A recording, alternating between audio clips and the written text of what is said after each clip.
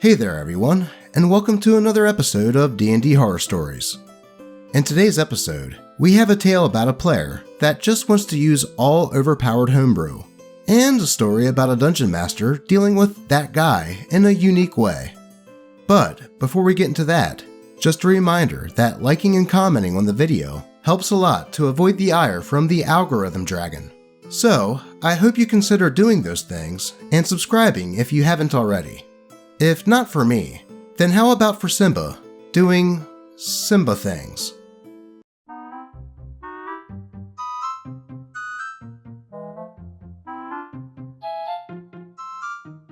He fit, and thus he sit. Anyway, let's get into the stories. That guy only wants to play homebrew with new DM, isn't invited to next campaign. By Reddit user, Goose This. So, a little under a year ago, I was invited to be a player at a D&D table starting up a campaign. Now, previous to that, I had been a forever DM for like a good 4 or 5 years, and was currently running another campaign, so I immediately jumped at the opportunity. This table was mostly made up of newer and inexperienced people, all with maybe 5 or 6 sessions under their belt, including the DM who had never actually been a player before, as he was the DM for those 5 to 6 sessions. That was with the exception of myself and this other guy, who both have a butt-ton of experience, though I don't think he had ever DM'd. I will refer to this person as that guy. That guy had also played in those other 5 to 6 sessions, which were 2 earlier campaigns that they tried to do, but fell apart. Through the grapevine, I heard that the previous 2 campaigns that fell apart, that guy refused to play anything other than a homebrew class at this table with a new DM who had never played before. Classes that I later found out were from D&D Wiki. Along with this, that guy would also refuse to share what class or race he was playing as. That guy's character just so happened to then be significantly stronger than everyone else's character in just about every single way. The DM was, and still is, good friends with that guy, and always seemed to listen to them and follow what they say. This caused a lot of friction between that guy and some others at the table. When the group chat for this new campaign was made, the DM stated up front that the new rule for this campaign would be that everyone had to share with the rest of the party what class they were playing. As we started bouncing ideas off of each other in the chat as to what we would play, that guy stated that he was going to be playing as a homebrew class called the Cuisiner. I quickly took a look at that class, and as anyone who reads the link can tell, it's ridiculously overpowered. Yeah, I took a look, and that does seem a bit overpowered. I really couldn't help but feel as though that guy was trying to pull one over on the new DM, who didn't know any better about the game balance. I brought up my concern to the DM in private, going over some of the class's abilities and comparing them to similar official classes' abilities.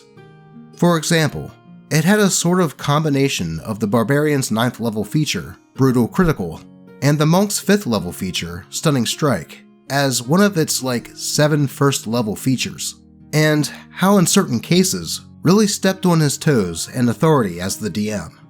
The DM took what I said to mind, and together we found a different homebrew class, the Chef, that was the same concept, but more appropriately balanced. And onward to the campaign we went. For the first few sessions, there weren't too many problems. That guy did sort of act and talk like he knew better than everyone else, but most of the table, with the exception of one player whom that guy always butted heads with, was willing to tolerate it so long as it didn't get worse. It got worse. That guy soon sort of developed a main character attitude, constantly leaving an area where the rest of the party is role-playing with each other to have the DM concentrate on what he was doing, often building a nest as his character was a duck, for 20 minutes. This happened at least once, sometimes twice in a session. He, depending on whose interpretation you ask, as I didn't witness the interaction myself, criticized the player he butted heads with for multi-classing to take a level of fighter on his 5 levels of Barbarian, claiming that they hadn't put the effort into the role-playing of the game to earn it. Worst of all, that guy started constantly arguing against the DM over rulings at the table. Because the DM was new, and that guy knew a lot about D&D, he would just concede or take that guy's argument or complaint for fact. The DM also listened to my advice a lot. I had been helpful at the table, guiding the party to bite the plot hooks, or offering my knowledge of the rules when asked, as I have most spells, class features, and the stats and cost for weapons, armor, tools, equipment packs, and rules in general memorized. Because the DM listened to me as well, I started arguing against that guy when I thought he was overstepping. For example, we had a boss fight against this necromancer. That guy left the necromancer's range, and they cast Inflict Wounds as an opportunity attack. That guy: "You can't do that. Inflict Wounds is a cleric spell, and unless he has the Warcaster feat, he can't cast a spell as an opportunity attack." DM, not knowing what the Warcaster feat is, as again, he was new to the game. It's an ability I gave him to cast Inflict Wounds when people leave his range. That guy: "Well, that's against the rules. If you don't specifically give him the Warcaster feat, then he can't do that." The DM then looks to me. Well, NPCs, especially the bosses, don't necessarily have to follow the same rules that player characters are bound to. They're bosses after all. At the end of the day, you're the DM. If you say the necromancer can, then he can. Or if you say he now has the Warcaster feat, then he now has the Warcaster feat. It's your call. So the DM stands by the boss's ability, and that guy doesn't like that. This sort of stuff went on, but the DM wasn't really willing to do anything about it. That guy also constantly talked about a one-shot that he wanted to run for us, though after months, it was never ready. One week, at the end of the session, the DM said that he needed a small break for next week, and asked if anyone else wanted to DM a one-shot. That guy remained silent, so I offered up myself, as I have a few one-shots in my back pocket if need be. We discussed the one-shot in the group chat, and I told everyone to make a level 6 character, and give themselves a free feat. That guy asked if there were any rules for character creation, and I took this as his way of asking if he could play a homebrew class. I stated that I would allow any class or subclass that's from a book that I own, which is most of them. Later on, he sent me a picture of the stats he rolled, asking if they were okay. He rolled 6d20 instead of 4d6, drop the lowest, and reroll ones that I explicitly stated earlier that we would be using. These stats were 18, 17, 16, 16, 14, and 12. He then sent a follow-up text saying, "Oh wait, I forgot we're rolling 4d6, not 6d20. What would you want me to do?" Something that I noticed with this guy is that his That Guy game is built around deniability. I responded, "We're gonna go with 4d6, drop the lowest, reroll ones, and everyone will roll for stats at the table." Game time came, and that guy showed up with a lore bard with the spellcasting adept feat. Nothing too out of the usual. Then, the first combat came up, and that guy revealed that he had taken Eldritch Blast and Hex from the feat. Now, this wouldn't normally be a problem, but another person, the by far least problematic person in the group, had made a Warlock, and this was already known by everyone. That guy pointed out to the non-problematic player that he could do everything his character could, and then he would still have all of his other spell slots left. He had a real smug look about him as he did it, and he really sort of stepped on the Warlock's toes. That guy then used the rest of the spell slots to spam silvery barbs every single round. Though the one-shot still went great regardless, and we all had a lot of fun. The campaign continued, and eventually, that guy stated that he would no longer be available on the day that we played, as his school was starting up. This is apparently what had ended the previous 2 campaigns, as the DM was not going to run the game without him. DM said he would move the game to Saturday during the day, but then never set up another session. Ironically, that guy would almost always text the old group chat on the nights that we used to play, asking if anyone wanted to get online and play video games with him for a few hours. A little under a month from the group's hiatus, I started up a new group chat and campaign for everyone in the old campaign. The DM was pretty excited to actually experience the game as a player, and admitted that being a DM was a bit too draining to him. I did not invite that guy to play with us though, and every once in a while, when he texts the old group chat to see if anyone wants to play video games on Wednesdays, the day that we play, or play D&D on Saturday, the answer from everyone to both is always a no. And at that, I can't help but grin. Yeah, that guy does sound like a pain to play with, and it sounded like the only way he could have fun with the game is if he was the most powerful and main character.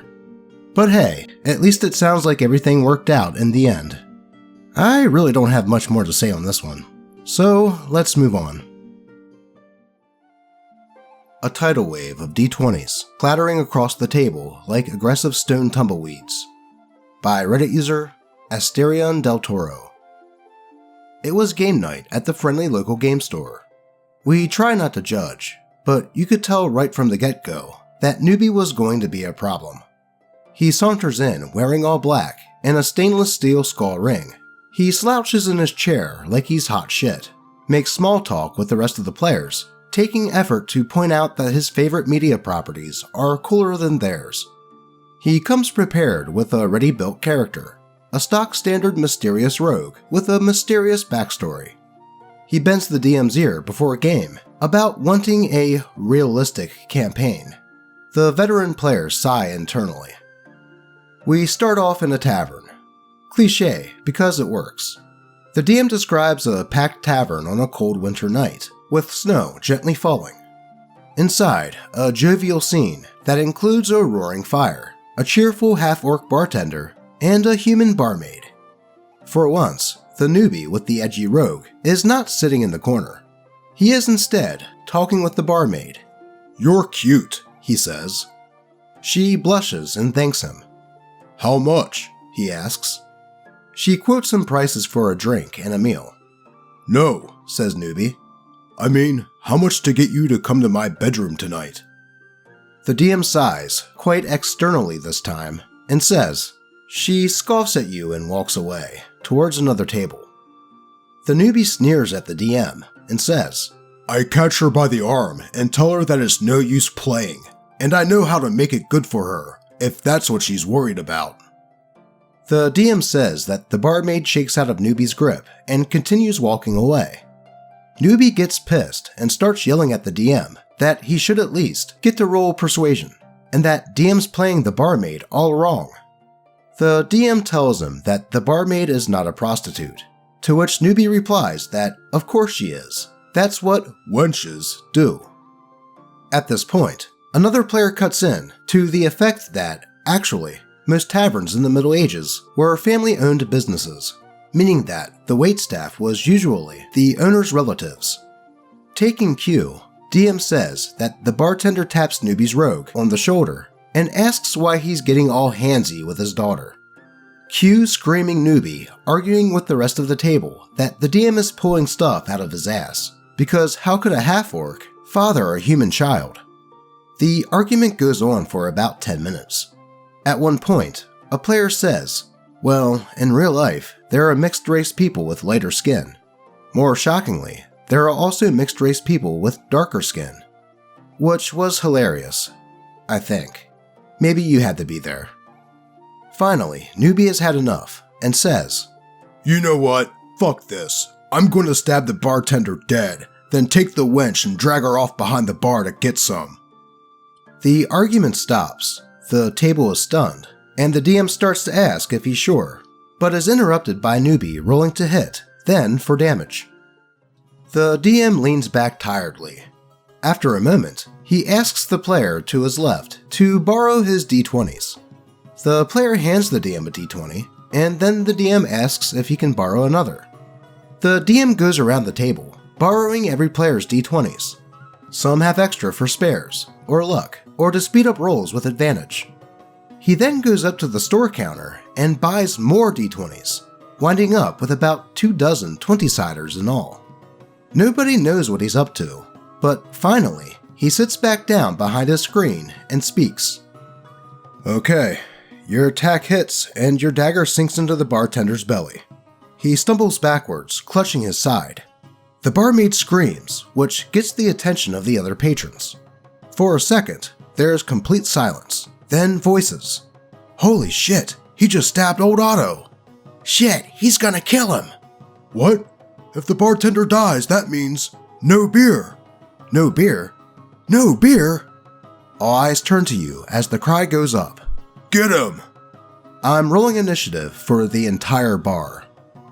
The DM rolls, and it's a tidal wave of D20s of all different sizes and materials, clattering across the table like aggressive stone tumbleweeds, ricocheting off each other, knocking over minis, and making an ungodly racket.